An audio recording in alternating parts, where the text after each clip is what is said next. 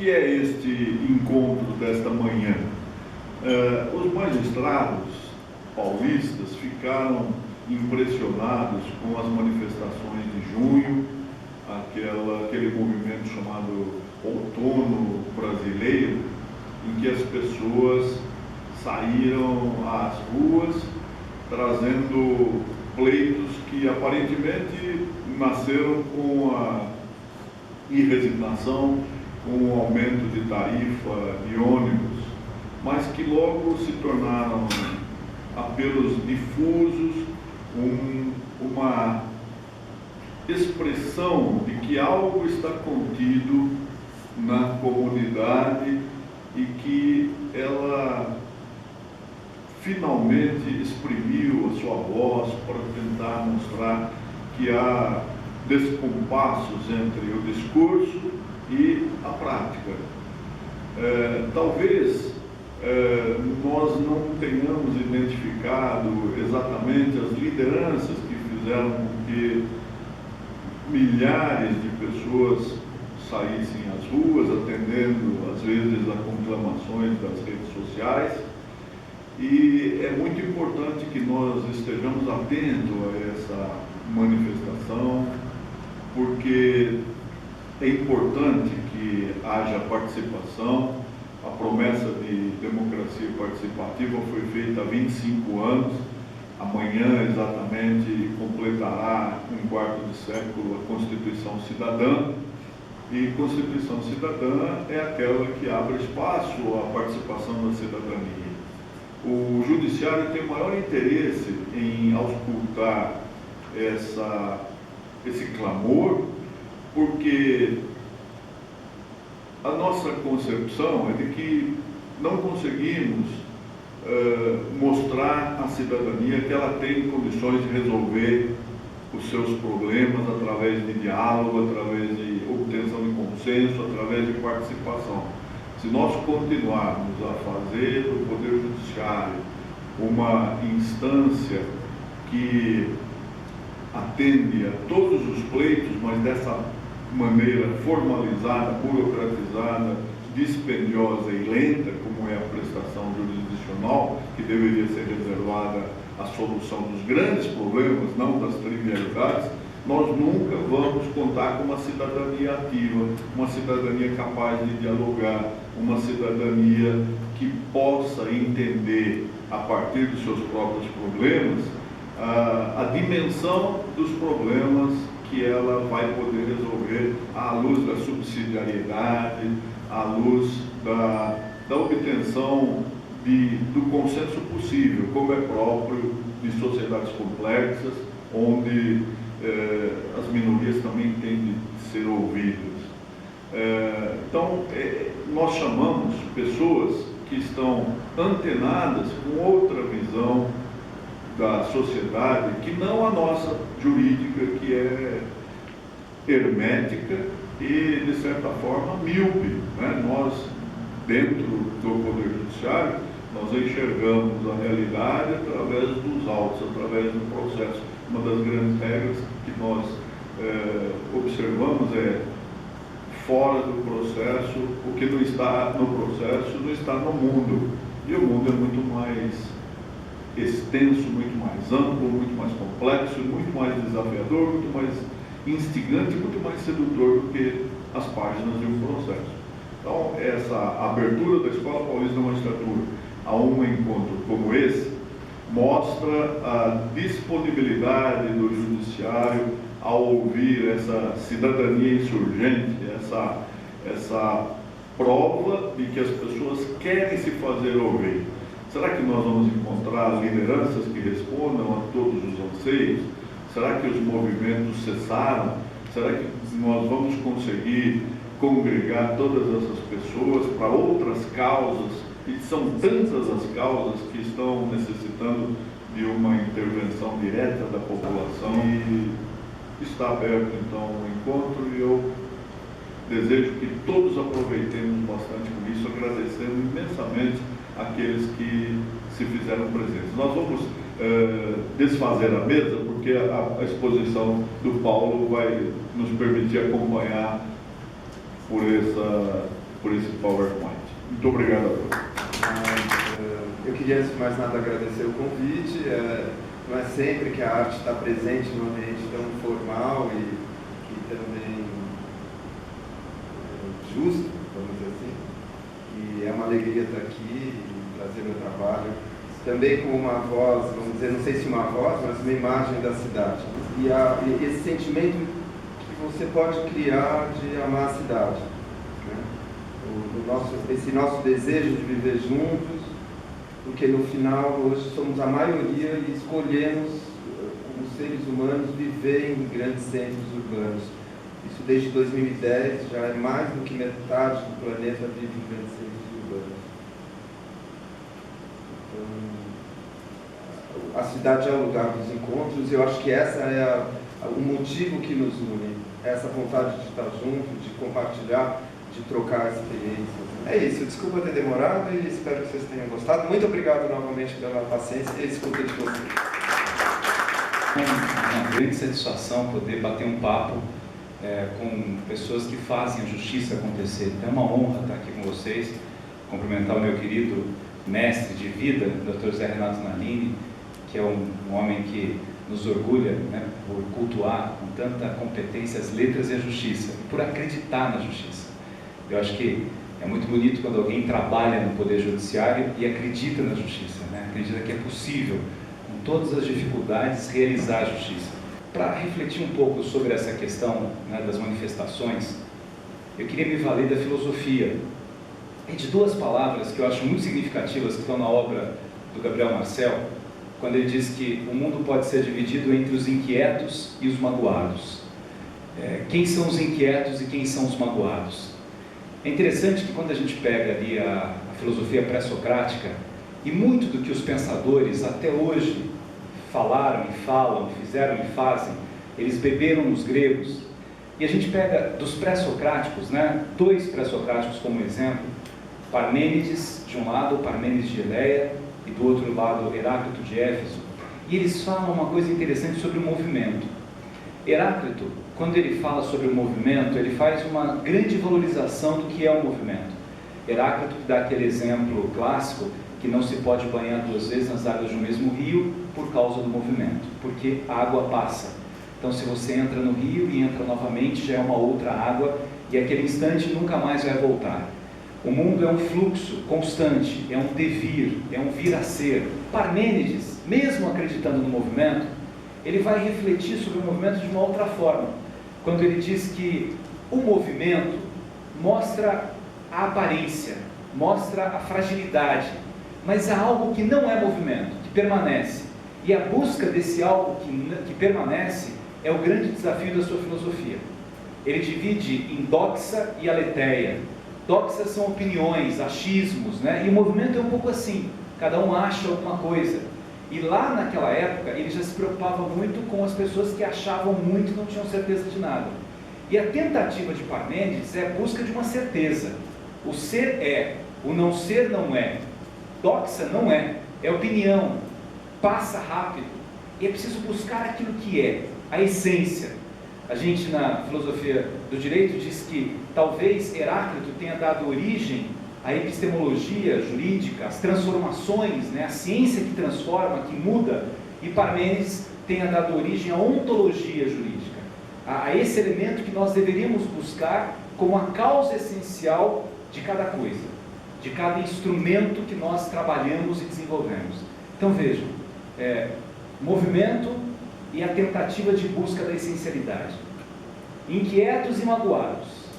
Quem são os inquietos? Mas a juventude indo às ruas com uma causa, com uma bandeira, defendendo alguma coisa que ela acreditava. E talvez uma parte dessas manifestações tivessem de fato uma causa, uma bandeira específica. Eu vou às ruas porque eu quero chamar a atenção de acreditar nisso. Eu vou às ruas, por exemplo, no caso do movimento Passe Livre, quando começaram as manifestações, porque nós acreditamos que ninguém deve pagar passagem de ônibus. Ou pelo menos que não se aumente a passagem de ônibus. Eu tenho uma causa.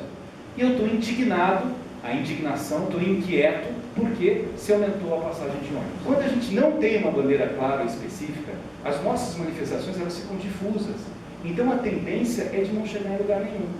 Como grande parte daquilo que se colocou, né, contra a corrupção, melhoria da educação, melhoria da saúde, mas, por exemplo, em melhoria da educação, se eu soubesse o que melhora a educação, e se eu conseguisse manifestar, utilizando inclusive as mídias sociais, mas em prol dessas bandeiras, um prefeito que assumisse uma cidade, ele teria constrangimento de destruir aquilo que melhora a educação.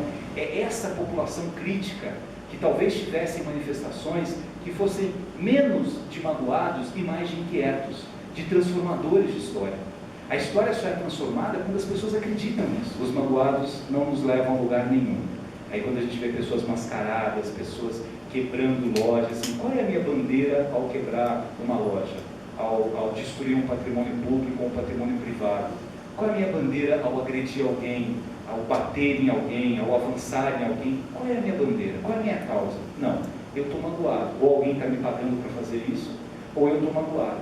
Eu estou magoado com alguma coisa e como me falta senso crítico, eu nem sei que mágoa é essa e aquilo que eu faço não levará a lugar nenhum. Agora, se eu sou um inquieto, eu sou capaz de mudar a história. Se eu sou um juiz inquieto, se eu sou um promotor inquieto, se eu sou um advogado inquieto, um arquiteto inquieto, um jovem inquieto, um professor inquieto, um escritor inquieto, a minha inquietação, ela vai fazendo com que eu, pelo menos, transforme as pessoas que estão próximas de mim. Eu vá mudando o mundo a partir do olhar que eu tenho sobre o mundo. Aí as manifestações ganham um sabor. Sejam elas nas ruas, sejam elas nas mídias sociais, elas têm um sentido. Porque eu sou um inquieto que busca a essência da transformação e que compreende o papel que eu tenho na história. A arquitetura em São Paulo surgiu da Escola Politécnica, diferente do Rio de Janeiro, que surgiu da Escola de Belas Artes. Não que eles sejam mais artistas do que nós, ou nós mais engenheiros do que eles, mas é uma questão da estrutura do pensamento que gerou a escola. Esse movimento protagonizado as manifestações protagonizadas pelo movimento Praça Livre mostraram a fragilidade que tem na sua cidade. É importante dizer que 70% da cidade brasileira é ilegal. Ilegal. Não tem cadastro. Eu tenho um amigo que virou secretário de Finanças de uma grande cidade brasileira, não vou citar aqui para não identificar, e estávamos discutindo bases cartográficas e planta de valores, etc. Essa grande cidade brasileira, sabe quanto por cento dessa cidade vale a pena registrar para cobrar o IPTU? 25%. Então, não precisa da gente ilustrar mais a condição que estão nossas cidades. O movimento de milhões de pessoas nas ruas, buscando e clamando pelo direito à qualidade de vida na cidade, mostra isso. E a qualidade de vida, ela é uma boa calçada, ela é a qualificação do espaço público, ela é a habitação digna, e ela é um projeto. Nós não somos vítimas da cidade.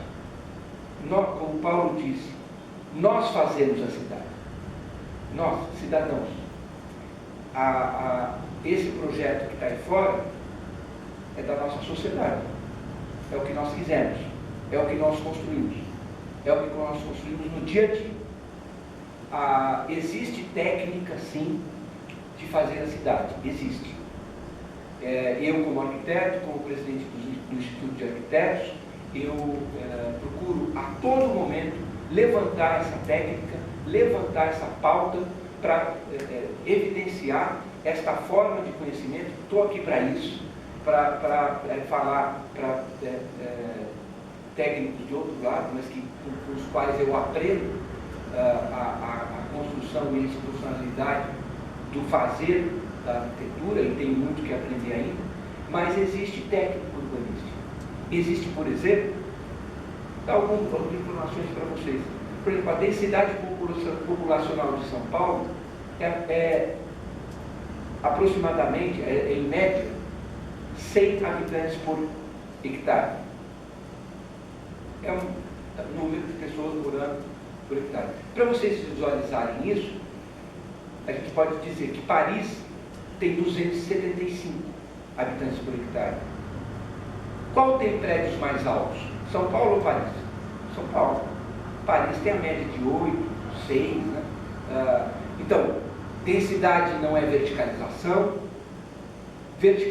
densidade não é ruim, pelo contrário, a cidade compacta e a cidade, isso são índices que você trabalha e você constrói na cidade. Eu sou socióloga, trabalhei aqui em São Paulo há uns 30 anos atrás, fazendo pesquisa empírica nas escolas paulistas de periferia. Conheço bem a cidade, o caos, os problemas daquela época e só constato que pioraram muito. E vou falar para vocês de uma grande escritora brasileira, Clarice Lispector, cuja voz da cidade vai ser baseada na experiência urbana do Rio de Janeiro. Ela viveu do início do século XX, de 1922 a 57, no Rio de Janeiro, mas uma das obras dela, A Hora da Estrela, foi filmada em São Paulo, caracteriza realmente uma dimensão até de previsão, de prenúncio dos problemas dessa cidade, especialmente da população nordestina que vem constituir e vem construir essa cidade. Bem, queria primeiro agradecer o convite, é bom falar aqui, ouvir perspectivas diferentes, mas eu queria começar, na verdade, para dizer um pouco que, embora junho tenha sido uma coisa muito marcante, tenha sido um momento que o movimento Passe Livre ganhou muito destaque, só é possível a gente entender junho e o que aconteceu em junho se a gente pensar que é uma coisa que vem de muito tempo.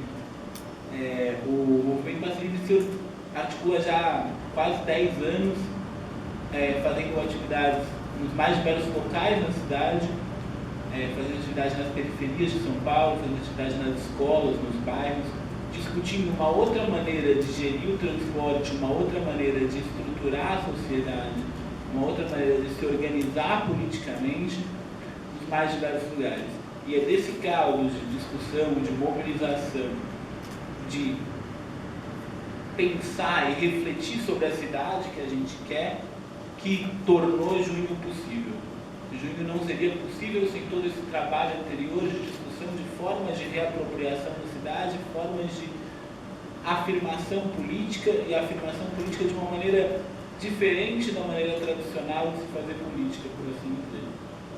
Uma afirmação política de uma política horizontal, feita a partir de baixo, feita a partir das discussões diretas, das discussões coletivas, uma discussão de democracia direta. Então, junho vem disso, não vem de outro lugar. Quando a gente vê que as formas de se fazer política que até agora foram apresentadas para a população não dão conta dessas demandas da população. Então é necessário elaborar outras maneiras de se fazer política.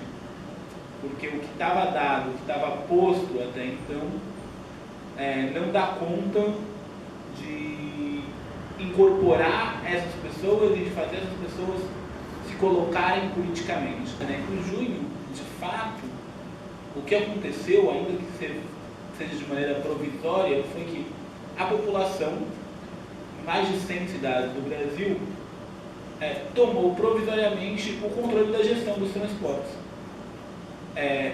Ela se mobilizou, saiu às ruas, usou a cidade como arma contra a própria cidade, né? Porque você parar as ruas, é uma cidade que permite que você pare as ruas e com isso você pare ela mesma por causa da estrutura que ela historicamente se construiu. Você parando uma avenida, você para a circulação e você pode parar a cidade de uma maneira muito mais fácil hoje em dia, porque a cidade é muito fácil de ser parada, qualquer coisa consegue parar a cidade. Porque, embora tenham surgido diversas outras demandas nas manifestações, o transporte não só foi o início das mobilizações, como depois que as tarifas foram revogadas, de fato as manifestações diminuíram em todas as cidades. Não que elas não continuassem acontecendo, continuaram, mas na semana posterior à revogação as manifestações foram 10% do tamanho das manifestações do momento que revogaram. Não só as tarifas de ônibus, elas não devem aumentar, como os ônibus devem ter tarifa zero. Não deve ser cobrada o deslocamento do ônibus. Isso é uma proposta de inversão da lógica que a cidade está. É priorizar o dinheiro público, o dinheiro arrecadado da sociedade toda para o transporte público e não para o transporte individual, garantindo assim a efetivação da possibilidade de circular pela cidade,